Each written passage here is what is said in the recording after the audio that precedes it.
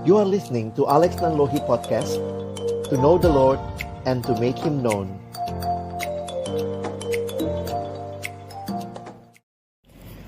Tuhan, kami menyerahkan seluruh hidup kami kepadamu ya Tuhan, yang adalah satu-satunya pribadi yang memiliki seluruh keberadaan kami. Waktu ke depan kami persembahkan kepadamu.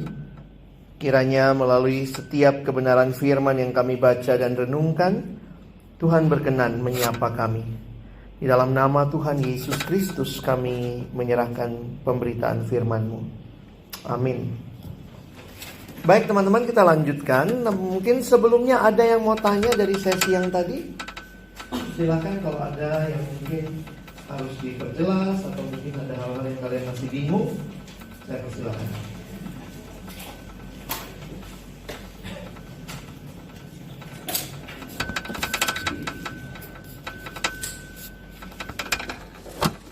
Hening cipta selesai. Penghormatan kepada pembina upacara. Ada? Silakan.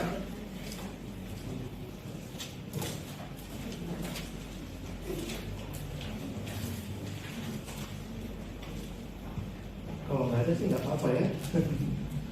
Baik, kita lanjut ya.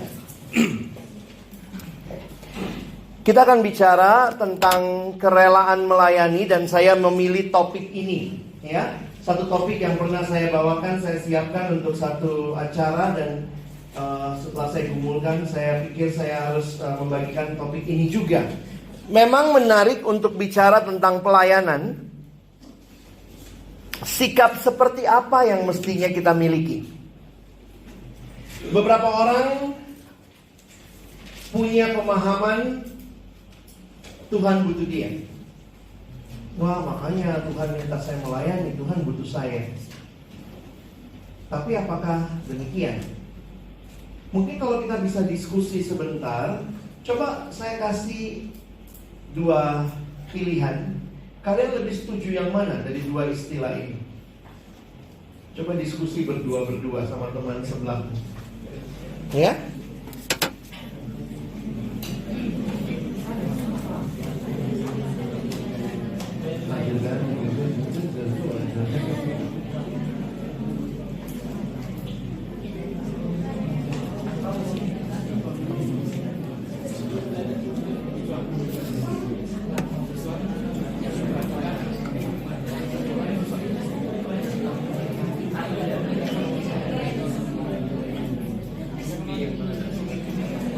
Tidak ada benar salah, saya ingin dengar aja. Kalau kalian pilih yang ini, kira-kira kenapa itu yang kalian pilih? Jadi alasannya, kita mungkin mau dengar alasannya ketimbang benar salahnya. Karena saya nanti coba jelaskan, nanti kita coba lihat sama-sama ya.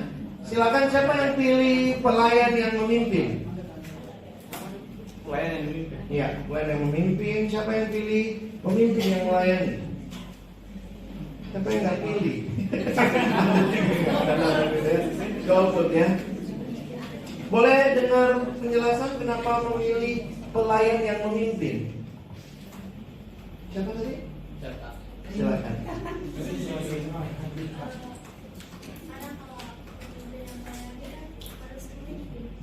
Oh, oke, thank you. Yang pilih pemimpin yang melayani lebih banyak ya. Siapa yang mau volunteer kasih penjelasan? Kami milih ini karena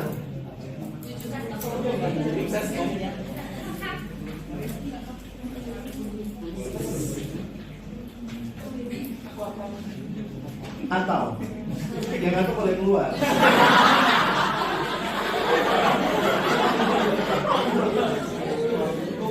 Silakan. Ya. Jawab pemimpin yang melayani di sini saya lihat karena punya kerendahan hati, sedia sebagai atasan mau melayani. Oke. Jadi ada kerendahan hati karena dia mau turun melayani gitu ya. Oke, saya ingin membahas bagian ini dari perspektif Markus 10. Kita buka Alkitab kita sebentar ya. Markus 10 ayat 35 sampai 45.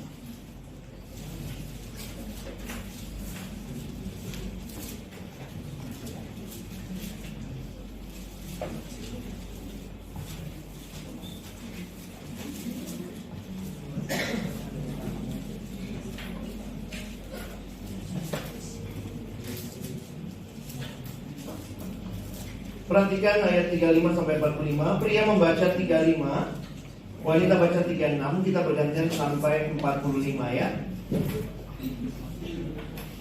Saya baca judulnya, lalu pria mulai baca, kita silih berganti nanti ya. Pria mulai ayat 35. Permintaan Yakobus dan Yohanes bukan memerintah, melainkan melayani. Lalu Yakobus dan Yohanes, anak Zebedeus, mendekati Yesus dan berkata kepadanya, Guru, kami harap supaya engkau kiranya melakukan suatu permintaan kami. Jawabnya kepada mereka, apa yang kamu hendaki aku berbuat bagimu? Lalu kata mereka, perkenankanlah kami duduk dalam kemuliaan Allah, yang seorang lagi di sebelah kananmu dan yang seorang lagi di sebelah kirimu. Tetapi kata Yesus kepada mereka, kamu tidak tahu apa yang kamu minta. Dapatkah kamu minum cawan yang harus kuminum dan dibaptis dengan baptisan yang harus kuterima? Jawab mereka, kami dapat. Yesus berkata kepada mereka, memang kamu akan meminum cawan yang harus kuminum dan akan dibaptis dengan baptisan yang harus kuterima. Tetapi kalau duduk di sebelah kananku atau di sebelah kiriku, aku tidak berhak memberikannya. Itu akan diberikan kepada orang-orang yang sesuai itu Tuhan sediakan. Mendengar itu, ke-10 murid yang lain menjadi marah kepada Yakobus dan Yohanes. Tetapi Yesus memanggil mereka lalu berkata, kamu tahu bahwa mereka yang disebut pemerintahan bersama-sama dengan rakyat yang hilang manusia dan membesar-besarnya menjalankan kuasanya dengan keras atas mereka. Tidaklah demikian di antara kamu. Barang siapa yang ingin menjadi besar di antara kamu, hendaklah ia menjadi pelayanmu. Dan barang siapa yang ingin menjadi yang terkemuka di antara kamu, hendaklah ia menjadi bapa untuk semuanya. Karena anak manusia juga datang bukan untuk dilayani, melainkan untuk melayani dan untuk memberikan nyawanya menjadi tebusan bagi banyak orang. Kita perhatikan konteksnya sebentar dengan Alkitab yang terbuka. Coba perhatikan bahwa Yesus lagi dalam perjalanan menuju ke Yerusalem. Yesus masuk Yerusalem di pasal yang ke-11. Kalian lihat judulnya, Yesus dielulukan Yerusalem. Nah, apa yang menarik untuk teman-teman perhatikan, bahwa menjelang masuk ke Yerusalem, nampaknya percakapan para murid berpusat kepada apa yang akan terjadi di Yerusalem. Kalau teman-teman perhatikan, dalam konsep orang Yahudi pada waktu itu, termasuk murid Yesus, mereka punya konsep bahwa Yesus akan masuk ke Yerusalem sebagai raja. Yerusalem adalah pusatnya keagamaan Yahudi, pemerintahan orang Yahudi walaupun mereka dijajah Romawi. Jadi mereka membayangkan bahwa Yesus lagi masuk ke sana, Yesus akan melakukan sebuah revolusi, menggulingkan pemerintah Romawi, dan kemudian Yesus akan menjadi raja. Itu konsep mesianis yang diharapkan orang Israel. Mereka tidak mengerti tentang Mesias yang bakal mati, menderita. Tidak. Karena itu jangan lupa, perikop apa persis di atas perikop yang kita baca tadi? Apa judul perikopnya? Pemberitahuan ketiga. Bayangkan Yesus sampai kasih tahu 3 kali. Apa isi pemberitahuannya? Kita lihat yang pertama dulu. Coba lihat. Pemberitahuan pertama ada di pasal berapa? Markus pasal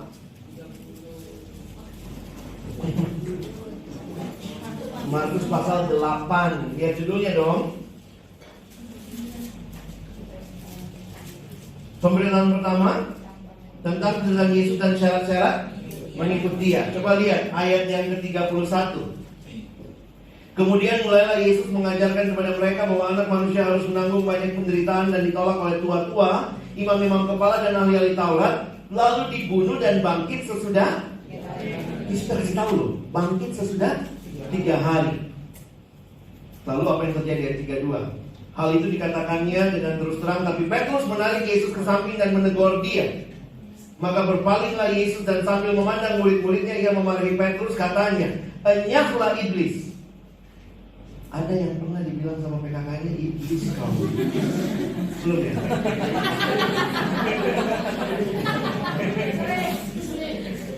Begitu PKK kamu lihat kau, iblis betul. Bagi saya waktu merenungkan ini, betul-betul Yesus itu lagi menuju ke Yerusalem, mau mati menderita di sana, tapi konsep mereka waktu itu adalah apa? Mesias itu gak mungkin mati. Jadi melalui si Petrus, bukan berarti Petrus adalah iblis ya, tapi nampaknya iblis menggocok Petrus, itu istilah yang kita pakai. Dan kemudian Petrus mengatakan, di Injil Matius kita lihat apa yang Petrus katakan, "Tuhan, jauhlah itu dari padamu." Jadi Petrus bilang, "Tuhan, gak mungkin." Yesus bilang, "Aku akan mati bangkit pada hari ketiga." Gak mungkin. Dia fokus kepada matinya. Ya. Nah, perhatikan. Lalu kemudian di dalam pasal 9, pemberitahuan kedua. Bayangkan kalau kalian jadi Yesus, lalu kalian jalan ke Yerusalem. Kita kasih tahu nih, pertama, saya bakal mati loh. Terus jalan, Tuhan gak mungkin itu. Terus jalan lagi, pemberitahuan kedua, kasih tahu lagi. Apa isinya? Lihat. Yesus dan murid-muridnya berangkat dari situ melewati Galilea, dan Yesus tidak mau hal itu diketahui orang, sebab dia sedang mengajar murid-muridnya.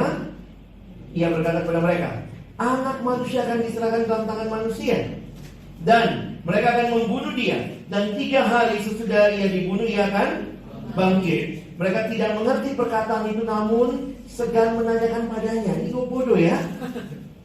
Pas kelompok kecil nggak tanya apa artinya, pas pulang di kos baru bingung.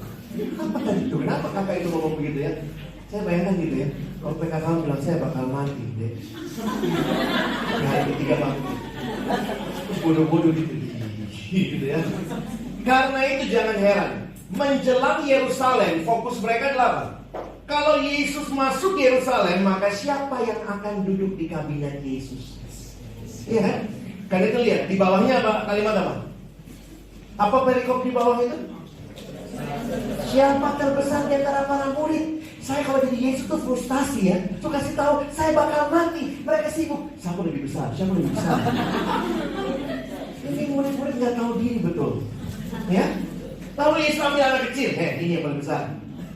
Itu satu konsep yang membalikkan bahwa yang paling besar adalah orang yang sangat bergantung kepada Allah. Seperti anak kecil yang tidak bisa mengandalkan diri. Mereka sibuk siapa yang paling besar. Nah, persis di tadi Markus 10, coba lihat di dalam pemberitahuan ketiga. Pemberitahuan ketiga kita lihat ayat yang ke 33. Sekarang kita pergi ke Yerusalem, karena makin dekat, pasal 11 nyampe ya.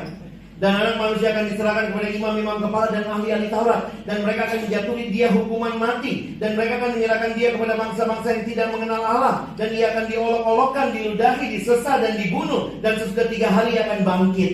Makanya waktu kalian tempatkan cerita berikut ini kurang ajar betul. Bayangkan lagi jalan sudah kasih tahu, makin dekat Yerusalem, bukannya makin ngerti, malah bilang apa? Lalu Yakobus dan Yohanes anak Zebedius mendekati Yesus dan berkata kepadanya, "Guru, kami harus supaya kau kiranya mengabulkan suatu permintaan kami." Kurang ajar betul.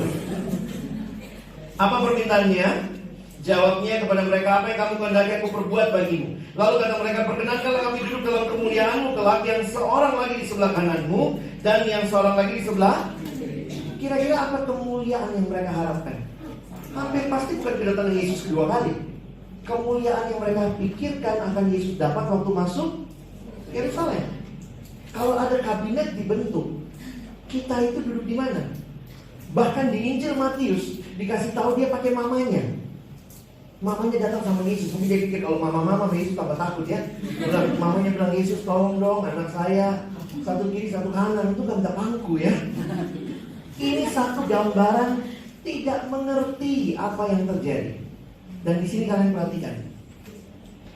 "Perkenanlah kami duduk dalam kemuliaan-Mu," kata Yesus kepada mereka, 38 ya.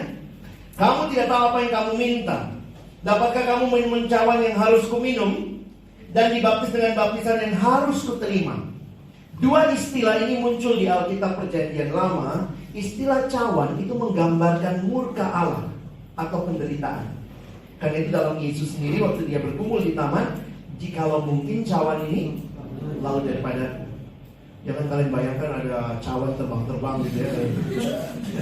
Swipe off. Swipe up. Kadang-kadang saya waktu kecil begitu ya, cawan begitu Yesus lagi minum gak ya, terus saya bayangkan di dalam ada anggur, mabuk gak ya. Tapi itu gambaran murka Allah. Dan kalimat kedua, baptisan itu menggambarkan kesatuan dengan satu hal yang sama, pergumulan juga. Orang Yahudi menghayati yang namanya air itu, buat mereka sangat takut air. Makanya kalau baca Mazmur banyak kali mereka bilang, kami takut kepada banjir yang besar. Jadi air buat mereka karena pengalaman air bah. Airnya orang Batak itu ya. Air bah. Air bah itu nanti setelah ini nggak ada bahasa yang kalian ingat ya. Kalian ingat yang begitu-begitunya semua ya. Air orang Batak itu yang mereka takuti. Makanya perhatikan, istilah waktu mereka mengatakan mereka melewati air itu, mereka pakai istilah dibaptis. Itu ada di dalam kitab Perjanjian Lama ya. Nah, itu gambaran dua-duanya bicara penderitaan. Yesus bilang, kamu tidak mungkin akan menerima apa yang aku terima. Mungkinkah kamu dapat minum apa yang aku akan minum, cawan yang aku minum, dan dibaptis dengan baptisan yang aku terima? Sombong banget 39. Kami dapat. Yesus selalu bilang begini ya.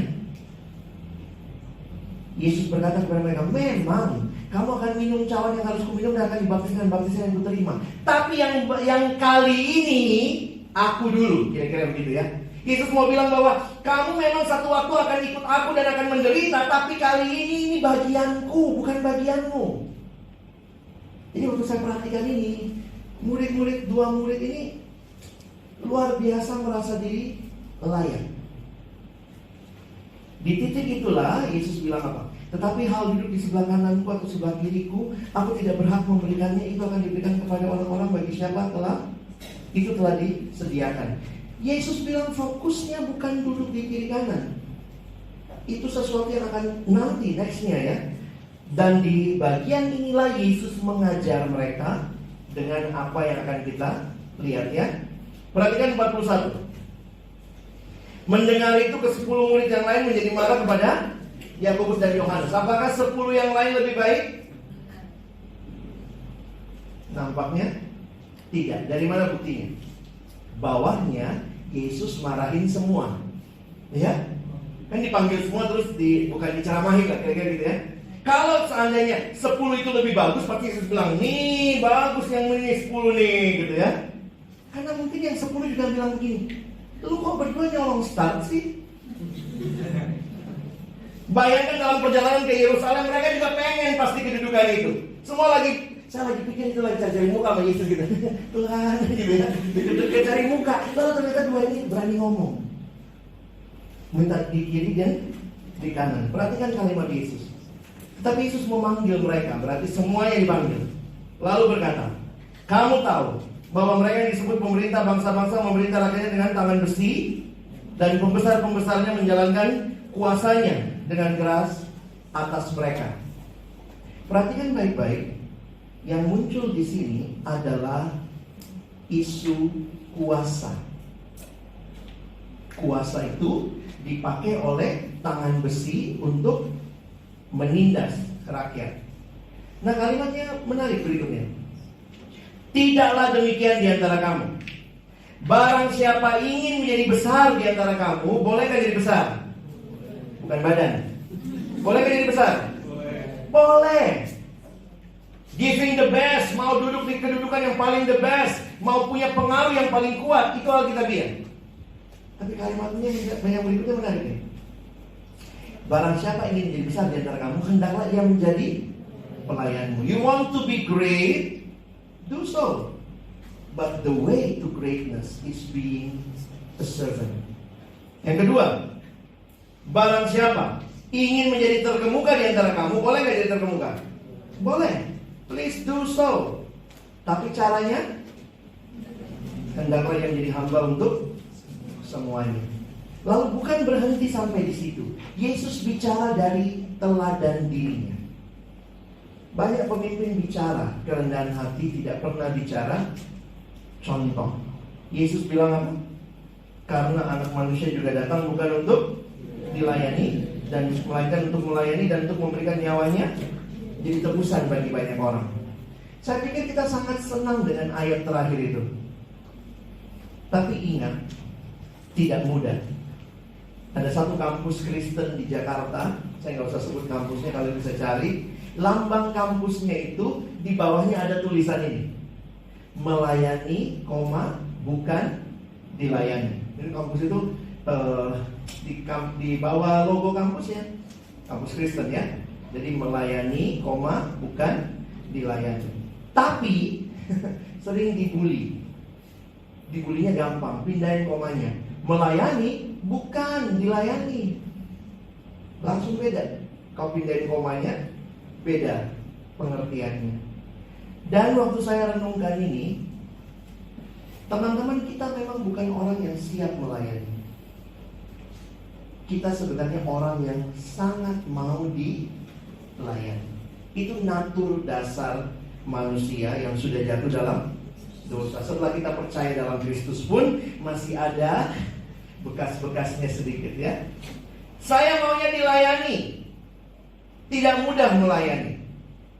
Karena itu kalau kita perhatikan, waktu menjelang masuk Yerusalem pun murid Yesus sibuk sama, saya dapat kedudukan apa? Di titik ini saya mau kita belajar melihat diri kita. Kita itu orang yang rela melayani. Jangan-jangan kita siap jadi pengurus atau sudah jadi pengurus, tapi sebenarnya kita bukan orang yang siap melayani. Karena realitanya memang lebih enak dilayani. Saya masuk beberapa pembahasan. Kita baca ya, 1-2 ya. Banyak orang menganggap dirinya sebagai seorang pemimpin Kristen, baik di kantor, organisasi, rumah, atau gereja. Meskipun konsep dan aksi kepemimpinan mereka sangat berbeda dengan konsep dan aksi kepemimpinan yang pernah diajarkan dan didemonstrasikan oleh Yesus Kristus. Kalau tadi saya bicara konsep kepemimpinan berkaitan dengan kuasa, maka perhatikan baik-baik. Konsep kepemimpinan ini dikaitkan dengan kuasa karena banyak yang mengatakan bahwa seorang pemimpin adalah seorang yang memiliki kuasa. Perhatikan, Yesus tidak anti dengan kuasa. Kuasa itu sendiri seringkali didefinisikan sebagai sebuah kapasitas untuk mempengaruhi orang lain. Kalau kalian perhatikan baik-baik, Yesus tidak anti kuasa. Konsep Yesus tentang kuasa jelas berbeda. Tapi sekali lagi Yesus tidak meniadakan kuasa. Bahkan dia mengatakan dia sendiri punya kuasa. Masalahnya adalah ini. Yesus bongkar dan memperbaiki pengertian kuasa dan penerapannya oleh pemimpin. Sekarang kalau kamu jadi pemimpin, kamu jadi pengurus, kamu ada dalam struktur, pertanyaannya apakah engkau akan menggunakan kuasamu itu untuk melayani atau tidak? Ajaran Yesus sama sekali tidak berfokus pada kuasa seorang pemimpin, namun kerendahan hati seorang pelayan. Disinilah saya nampaknya semakin yakin. Ini tulisan teman saya sebenarnya ya, Profesor Senjaya. Dia menulis satu buku, Jadilah Pemimpin Demi Kristus. Dia coba membongkar apa yang kita pahami tentang pemimpin yang melayani, atau dia menawarkan konsep pelayan yang memimpin. Apa sebenarnya identitas dasar kita ketika Tuhan selamatkan kita? Nah, kita lihat sebentar ya. Ada satu ayat kita baca sama-sama. 1 Tesalonika 1 ayat 9. Kita baca 1, 2, ya. Mereka sendiri bercerita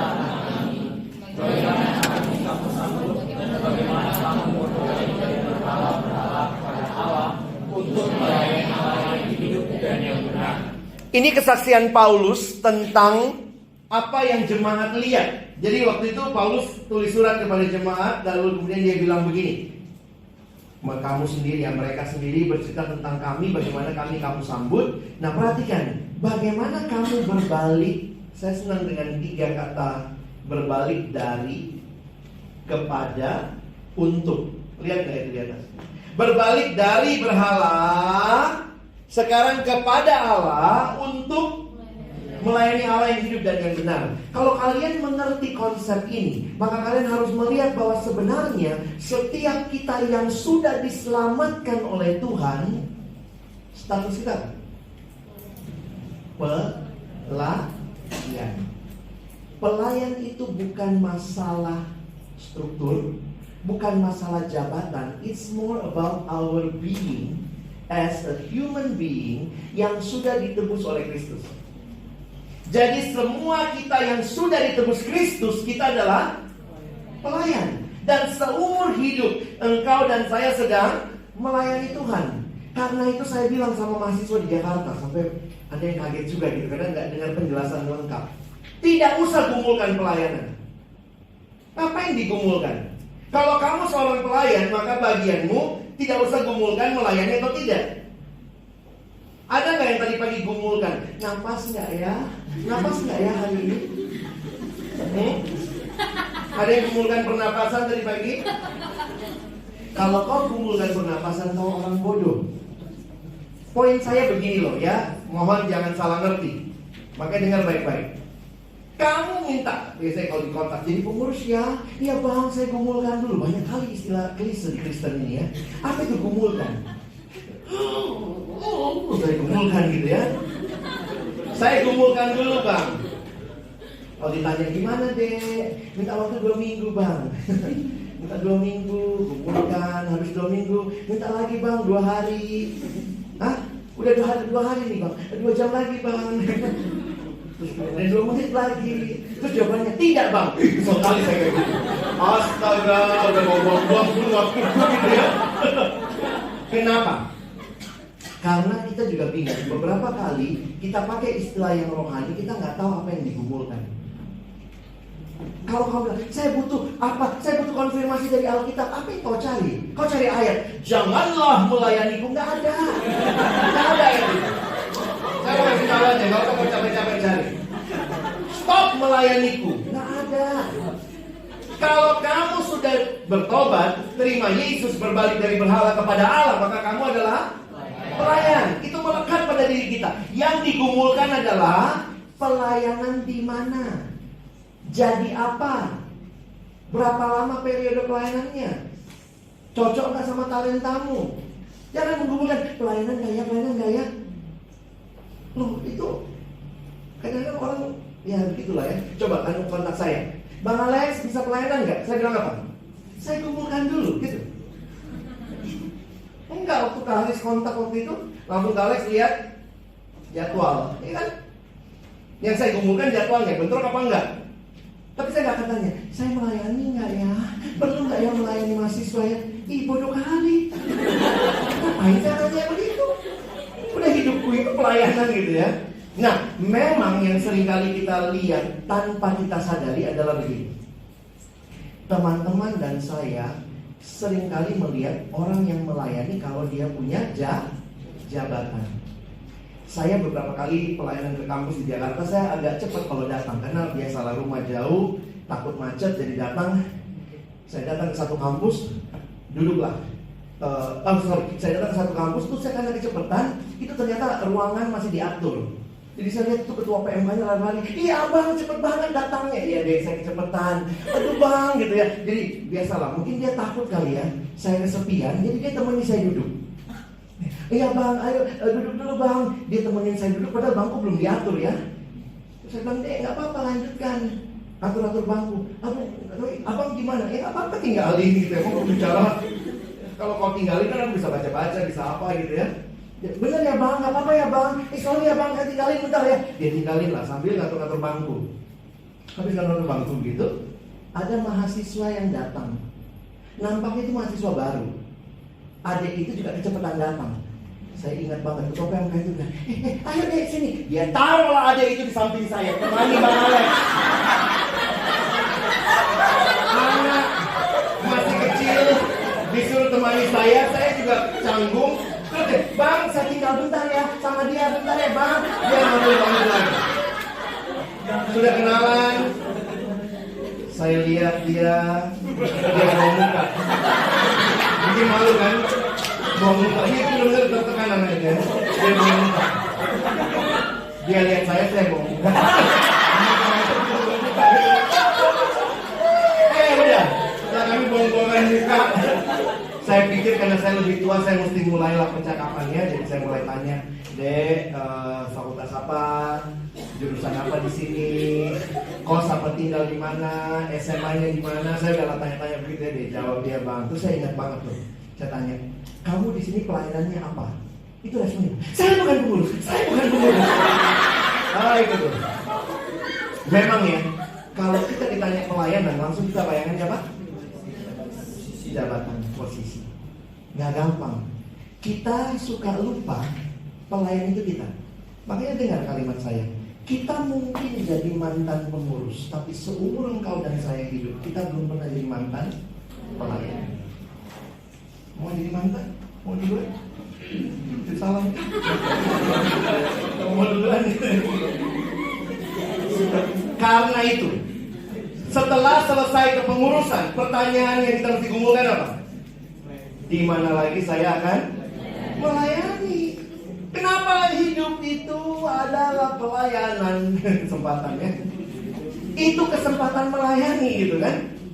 Jadi teman-teman, saya harap kita ngerti konsep ini dan ingat baik-baik. Untuk melayani tidak selamanya harus punya jabatan. Bukan berarti asik kata Bang Alex itu saya mundur aja lah. Tapi saya sudah selidiki Alkitab ya. Saya nggak tahu kalau kalian coba selidiki, coba lihat, pernah nggak Yesus jadi pengurus? Saya belum pernah ketemu ayat maka Yesus rapat pengurus bersama orang. Pernah nggak? Ada yang bisa temukan Yesus pengurus? Selama di Alkitab, yang pengurus itu Farisi. Sorry, bukan berarti asik aku benar ya. Enggak. Jadi memang saya bilang sama pengurus di PMK Medan ya, waktu saya ke USU gitu ya, saya bilang kalau kalian mau bandingkan dirimu, jangan bandingkan sama Yesus. Dia nggak pernah jadi pengurus, mungkin lebih bagus sama Farisi. Bacalah kalimat Yesus buat Farisi, mungkin itunya kamu. Kamu dasar kubur yang luarnya dicat putih, dalamnya tulang. Itu mungkin gambaran kita. Waktu saya perhatikan lebih banyak ajaran Yesus melarang mengecam orang Farisi, itu kita banget. Makanya kalau kamu cuma mau melayani karena dapat status, dapat struktur, sedih sekali hidup. Yesus tidak punya status, tidak jadi pengurus, tapi hatinya hati yang melayani. Farisi statusnya punya, tapi tidak punya hati yang melayani. Hari ini kalian punya status, harusnya juga punya hati yang melayani. Syukur ya kita punya dua-duanya kan. Kamu lebih laki dari Yesus lah. Tapi poin saya adalah apakah hati kita seperti hatinya? Karena itu waktu saya mengerti ini, sebenarnya saya ini harusnya rela melayani, karena saya cuma pelayan. Benar nggak? Kamu dan saya bukan pemimpin loh. Kita itu pelayan. Pelayan yang memang harus melayani karena saya sudah ditebus. Saya tadinya menyembah berhala, hidup dalam hidup yang lama. Sekarang saya hanya menyembah Allah. Sehingga kerelaan dalam pelayanan adalah karena statusmu dan statusku yang sudah ditebus oleh Kristus. Dan perhatikan, pemimpin pelayan, ini terjemahannya bingung juga, servant leader, bukanlah pemimpin yang melayani, namun pelayan yang memimpin. Sebenarnya satu-satunya pemimpin yang turun melayani itu cuma Yesus. Dia yang punya segalanya, lalu dia datang melayani kita. Kita nggak punya apa-apa, diangkat jadi pemimpin. It's totally different. Ia bukanlah seorang pemimpin Jadi, oh aku pemimpin, lalu pura-pura rela melayani orang lain. Namun, ia adalah seorang pelayan, seorang hamba Allah yang lalu terpanggil untuk memimpin. Tapi sekali lagi, kita bukan orang yang rela melayani. Jadi jujur aja kadang-kadang saya juga takut juga dengan status pemimpin yang melayani. Lalu kau mulai sombong, kau merasa kau pemimpin. Dan udah pemimpin, aku pemimpin PMK loh, tapi lihat aku sapu-sapu. Jadi kayaknya sombongnya, aku kan harusnya, aku begini, tapi aku loh yang lakukan. Sebenarnya kita bukan nyari kerendahan hati, kita cari credit point di situ kan. Itu namanya merendahkan diri papan loncat. Makin rendah, twing, naik makin tinggi. Kalau MC ya, jangan aku lah. Kalau MC jangan aku lah. Kamu dipaksa terus.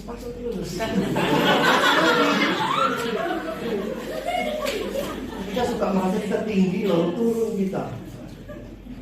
Aku loh yang datang pertama, aku loh yang atur bangku, aku ini kan ketua persekutuan. Terus kenapa? Kalau kau ketua? Kalau kau koordinator apa? Aku kakak KTP, masa aku yang datangi dia?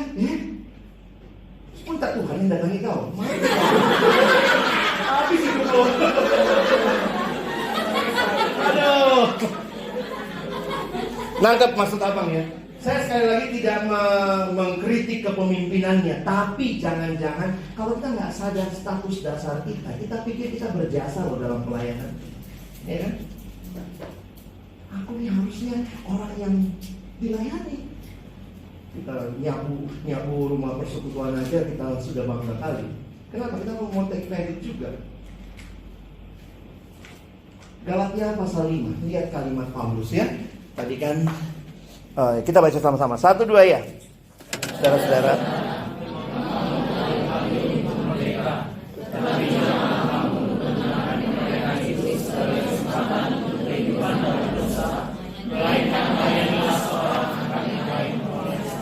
Mari kita belajar lebih rela.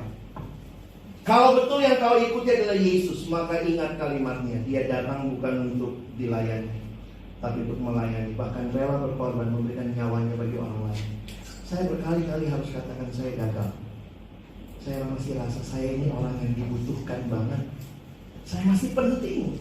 Saya pemimpin. Lalu saya merendahkan diri. Oh, all the glory for me.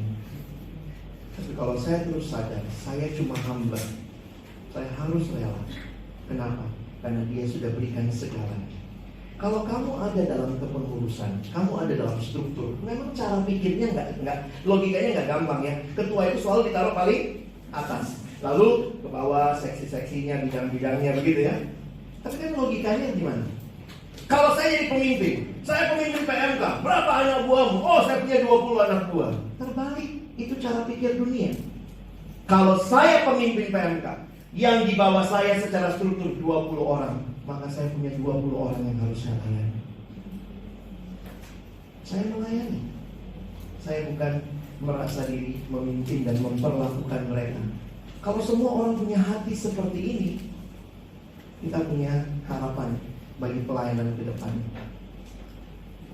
Saya tutup dengan kalimat di buku teman saya, Profesor Senjaya. Kalimatnya sangat penting untuk direnungkan ya. Dia bilang begini, memimpin adalah melayani. Namun melayani belum tentu pemimpin, betul ya? Yang tidak mau melayani tidak boleh dan tidak berhak memimpin. Kalau kau masih sombong, kau masih sibuk sama dirimu, kau masih cari kepentingan dirimu, sebenarnya kita nggak layak melayani. Pemimpin adalah pelayan. Namun pelayan belum tentu memimpin. Yang tidak rela jadi pelayan tidak layak jadi pemimpin. Tuhan cari pemimpin, tapi bukan pemimpin yang sekedar mau dihormati. Pemimpin yang jalan utamanya adalah merelakan diri melayani sesama. Itu pemimpin yang sesungguhnya. Karena itu ingat, pemimpin adalah pelayan, pelayan adalah pemimpin. Kalau Tuhan izinkan kamu punya status sekarang jadi pengurus di persekutuan ini, yang tidak rela jadi pelayan, saudara tidak layak memimpin. Saya tidak bisa jawab ini, itu kalian yang harus jawab. Siapkah kamu melayani? Siapkah kamu menjalankan kepemimpinan yang Tuhan berikan? Mari kita tunduk kepala. Kita naikkan lagi lagu tadi, selidiki aku, lihat hatiku. Saya biarkan slide ini ada di depan. Coba lihat, renungkan, sambil nyanyi lagu ini. Selidiki hati ini. Sungguhkah kita mau melayani Tuhan?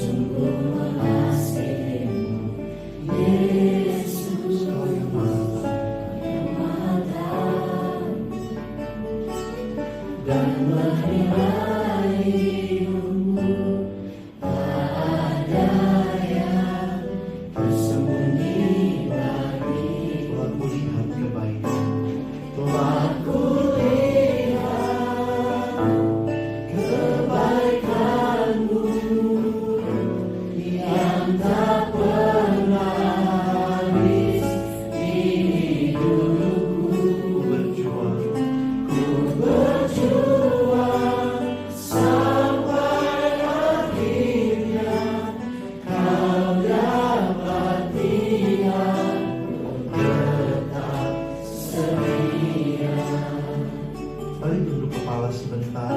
Secara pribadi kita meresponi firman dalam doa. Kalau ada hal-hal yang Tuhan ingatkan, Tuhan koreksi, Tuhan tegur, apakah sungguh kita rela melayani Tuhan dan sesama?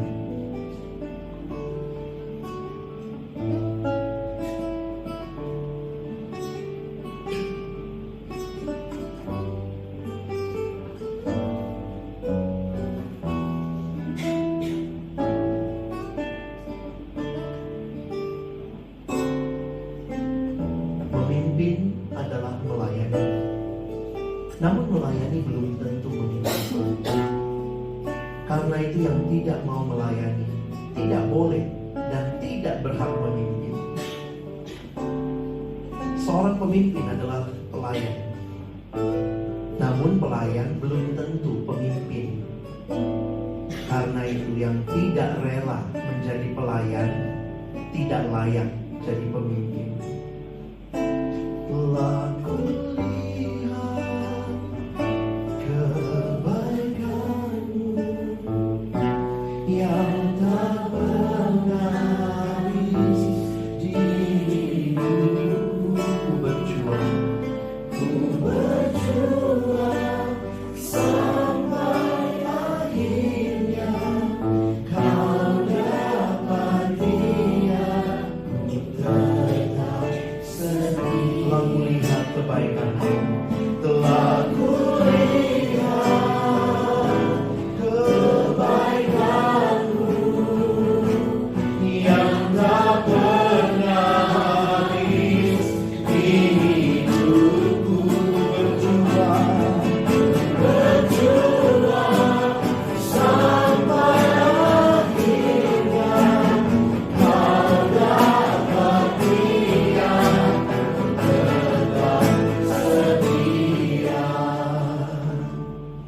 Tuhan, inilah kami, orang-orang yang Kau percayakan sebuah status dalam kepemimpinan di pelayanan mahasiswa, di kampus kami, di kota kami. Terima kasih banyak Tuhan. Kalau kami memeriksa hidup kami, mungkin kami lebih banyak menuntut dilayani. Kalaupun kami melayani, seringkali kami tidak tulus. Kami melayani supaya dilihat orang, dipuji orang, dipandang baik oleh orang.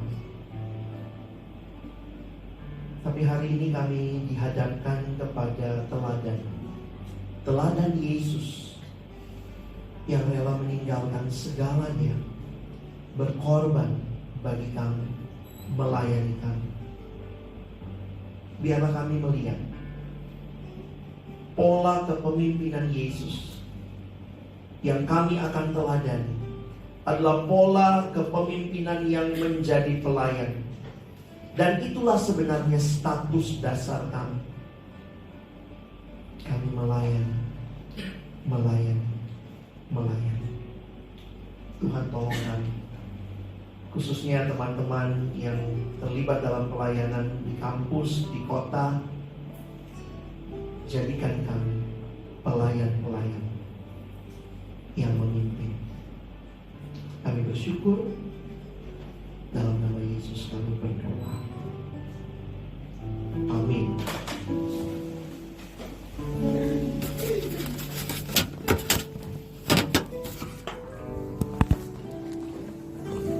Halo, teman-teman, kita akan masuk di sesi yang ketiga, tapi kita akan istirahat 10 menit aja.